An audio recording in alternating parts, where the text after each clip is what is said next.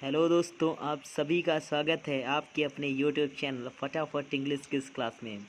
दोस्तों, आज की इस छोटी सी वीडियो क्लिप के अंदर हम डिस्कस कर रहे होंगे कक्षा 11th का विषय फिज़िक्स, जहां पर दोस्तों हम डिस्कस करेंगे जो भी आपका क्वार्टरली एग्ज़ाम होने वाला है उस एग्ज़ाम के अंदर जितने भी इम्पोर्टेंट क्वेश्चंस बन सकते हैं उन सब क्वेश्चंस का डिस्कशन दोस्तों हम आपके साथ करेंगे। और इस वीडियो को आप ध्यान से देखिएगा और जितने भी मैं ऑब्जेक्टिव टाइप क्वेश्चंस आपको बता रहा हूँ इन क्वेश्चन को नोट करिएगा। इसके साथ साथ जो भी इंपॉर्टेंट डेरिवेशन आपके एग्ज़ाम के अंदर बन सकते हैं उनको भी मैं इस वीडियो क्लिप के अंदर कवर करने वाला हूँ।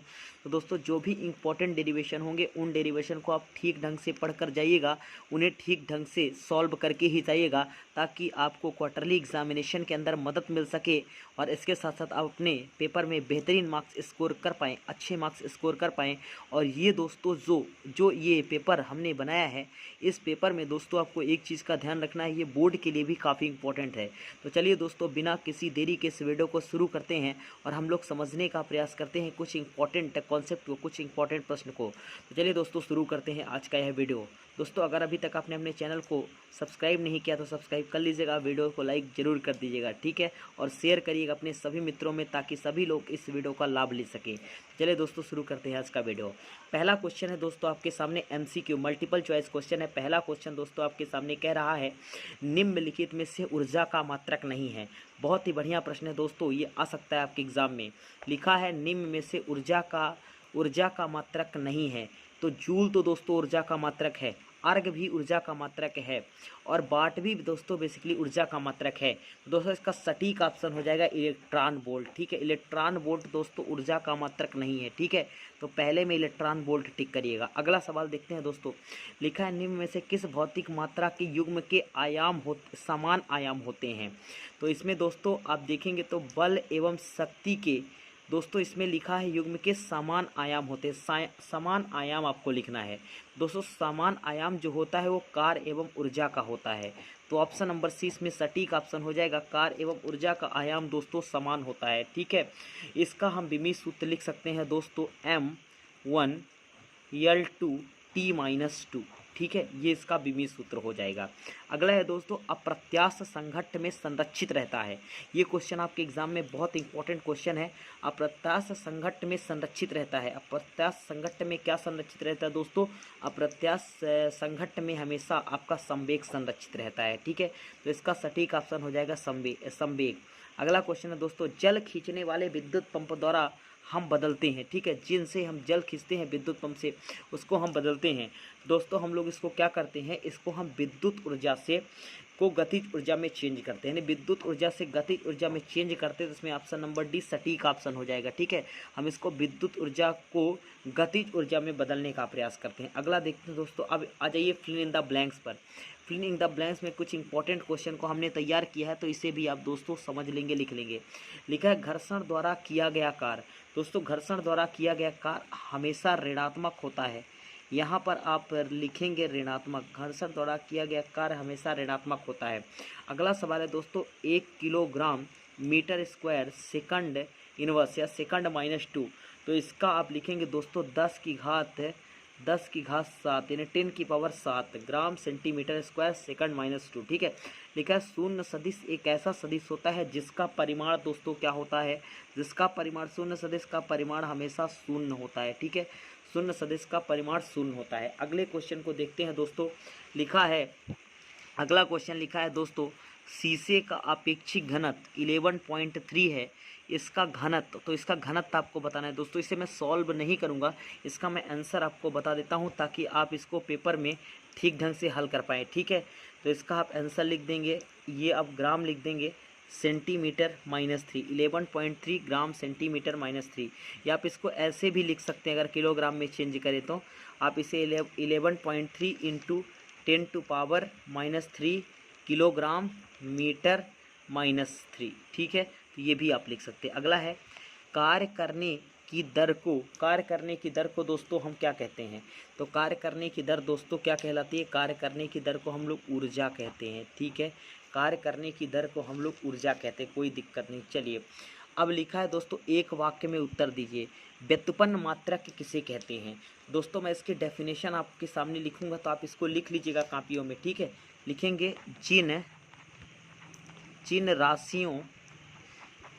राशियों, इसकी मैं डेफिनेशन लिख रहा हूँ, नोट करते चलिएगा, ठीक है। जिन राशियों के मात्रक दोस्तों मूल मात्रकों, जिन राशियों के मात्रक मूल मात्रकों, ठीक है, मूल मात्रकों से प्राप्त किए जा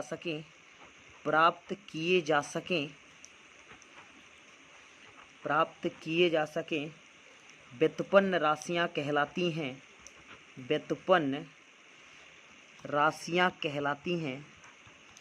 व्युत्पन्न राशियां कहलाती हैं, ठीक है। इन्हें आप नोट अवश्य करिएगा, आ सकता है आपके एग्जाम में। व्युत्पन्न राशियां कहलाती हैं तथा इसके मात्रक व्युत्पन्न मात्रक कहलाते हैं। इसके मात्रक जो होते हैं दोस्तों व्युत्पन्न मात्रक कहलाते हैं, ठीक है। तो इस चीज़ को आप नोट कर लीजिएगा कॉपी में अवश्य। चलिए बहुत बढ़िया। अगला सवाल, शक्ति की परिभाषा लिखिए। तो शक्ति की परिभाषा सिंपल है दोस्तों, कार्य करने की दर को दोस्तों शक्ति कहते हैं।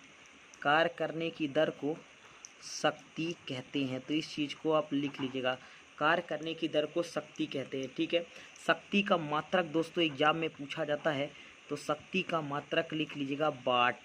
शक्ति का मात्रक वाट, या इसी चीज़ को आप एक और लिख सकते हैं, वाट को, या आप वाट को लिख सकते हैं दोस्तों, ठीक है, मूल प्रति सेकंड। इसी को आप लिख सकते हैं मूल प्रति सेकंड, ठीक है, या मूल प्रति सेकंड, इसे मूल भी आप लिख सकते हैं, या फिर आप लिख सकते हैं जूल प्रति सेकंड -1, ठीक है। अब दोस्तों एक सवाल और पेपर में पूछा जाता है, एक हॉर्स पावर यानी एक अश्वशक्ति बराबर, तो एक अश्वशक्ति बराबर होता है दोस्तों 746 वाट। एक अश्वशक्ति बराबर 746 वाट, ठीक है। अगला, एमकेएस प्रणाली के मूल मात्रकों के नाम लिखिए। तीसरा सवाल, तो एमकेएस दोस्तों होता है मीटर किलोग्राम सेकंड पद्धति, ठीक है। तो इसका नाम हो जाएगा दोस्तों, इसका आंसर लिख लीजिएगा, इसका हो जाएगा मीटर, दूसरा हो जाएगा किलोग्राम, और तीसरा हो जाएगा दोस्तों सेकंड, ठीक है। तो इसका आंसर हो जाएगा मीटर किलोग्राम सेकंड। कार्य का विमीय सूत्र लिखिए, बहुत इंपॉर्टेंट प्रश्न है दोस्तों, कार्य का विमीय सूत्र, ठीक है। तो कार्य का विमीय सूत्र आप लिख सकते हैं, कार्य का विमीय सूत्र होता है दोस्तों यम, ठीक है, M1 L2 T-2, ये कार्य का विमीय सूत्र है, ठीक है। और कार्य का इकाई जो होता है दोस्तों वो जूल होता है, ठीक है। चलिए अगले कॉन्सेप्ट की तरफ हम लोग बढ़ते हैं और अगले कॉन्सेप्ट की चर्चा आपके साथ करते हैं। चलिए दोस्तों, यहाँ पर लिखा है एसआई प्रणाली क्या है। तो एसआई प्रणाली क्या है दोस्तों, एसआई प्रणाली जो है वो स्टार्ट की गई थी, लिख लीजिएगा, ये स्टार्ट की गई थी दोस्तों 1 अप्रैल 1957 को फ्रांस में इसे लागू किया गया, फ्रांस में लागू किया गया। इसे कहाँ लागू किया गया दोस्तों, फ्रांस में लागू किया गया, ठीक है। इस चीज़ को कहाँ लागू किया गया, फ्रांस में लागू किया गया, ठीक है, कोई दिक्कत है, फ्रांस में लागू किया गया। अब ये 7 मूल इकाई में होती है दोस्तों, इसके 7 मूल इकाई होते हैं, ठीक है। तो इसके 7 मूल इकाई मैं आपको बोल देता हूँ, आप लिख लीजिएगा, ठीक है। यहाँ पर जगह नहीं है पर आप लिख लीजिएगा, कोई दिक्कत नहीं। पहला होता है दोस्तों मीटर, दूसरा होता है दोस्तों किलोग्राम, तीसरा होता है सेकंड, लिखते चलेगा, चौथा होता है एम्पियर, पाँचवा होता है दोस्तों केल्विन, छठा होता है मोल, और सातवां होता है दोस्तों कैंडेला। और रेडियन और स्टेरेडियन इसके दो अलग से होते हैं, बट मेनली 7 ही होते हैं दोस्तों, ठीक है। अगला लिखा है, प्रक्षेप पथ के उच्चतम बिंदु पर वेग व त्वरण की दिशाओं के बीच कितना कोण होता है। तो प्रक्षेप पथ के उच्चतम बिंदु पर बोल रहा है दोस्तों, तो उच्चतम बिंदु पर 90 डिग्री का एंगल हमेशा बनता है, ठीक है। चलिए इसके बाद कह रहा है एकांक सदिश किसे कहते हैं, एकांक सदिश के डेफिनेशन बताइए। तो एकांक सदिश के डेफिनेशन दोस्तों आपको बताना है, लिखेंगे एक ऐसा सदिश, लिख लीजिए, एक ऐसा सदिश, ठीक है, जिसका परिमाण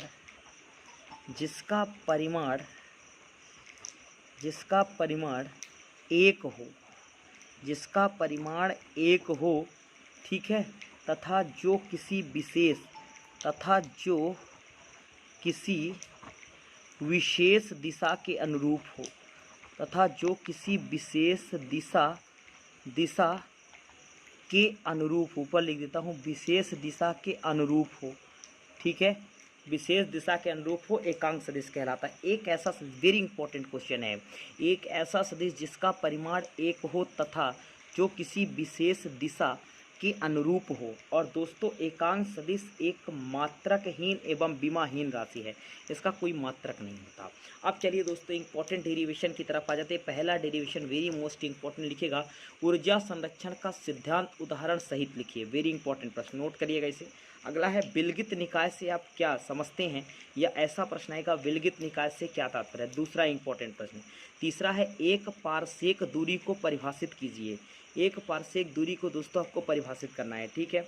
अगला है सिद्ध कीजिए मुक्त रूप से गिरते हुए वस्तु की कुल यांत्रिक ऊर्जा अचर रहती है। वेरी इंपॉर्टेंट, बहुत ज़्यादा इंपॉर्टेंट डेरिवेशन है दोस्तों ये। अगला बल युग्म से क्या तात्पर्य है, बल युग्म के आघूर्ण का व्यंजक प्राप्त कीजिए, सूत्र लिखिए, ठीक है, ये भी सवाल 11th के अंदर आता है। अगला सवाल है दोस्तों रेखीय संवेग संरक्षण का नियम लिखिए। तो रेखीय संवेग संरक्षण के नियम में वेरी इंपॉर्टेंट लगाइएगा, ये भी क्वेश्चन आता है। लिखा है एक समान वृत्तीय गति के लिए अभिकेंद्री त्वरण का व्यंजक प्राप्त कीजिए। Very very very most important है, एक समान वृत्तीय गति के लिए अभिकेंद्री त्वरण का व्यंजक प्राप्त करना है। कई बार दोस्तों अभिकेंद्र बल की परिभाषा लिखने के लिए आता है, तो वो आप देख लीजिएगा, ठीक है। अगला सवाल दोस्तों हम लोग देखते हैं, ये बहुत इंपॉर्टेंट प्रश्न है, ऊर्जा संरक्षण का नियम, ठीक है। ऊर्जा को ना तो उत्पन्न किया जा सकता, ना ही नष्ट किया जाता है, इसे सिर्फ एक रूप से दूसरे रूप में परिवर्तित कर दिया जाता है, यही है ऊर्जा संरक्षण का नियम, ठीक है। अभी हालांकि दोस्तों मैं डिटेल नहीं बताऊंगा, आपको काफ़ी टाइम लगेगा, काफ़ी लंबा वीडियो हो जाएगा, आप इंपॉर्टेंट चीज़ों को सिर्फ नोट करते चलिए। अगला लिखा सदिशों के योग संबंधी सहचर नियम को स्पष्ट कीजिए। इंपॉर्टेंट लगाइए, सदिशों के योग संबंधी सहचर नियम को स्पष्ट कीजिए, बहुत इंपॉर्टेंट।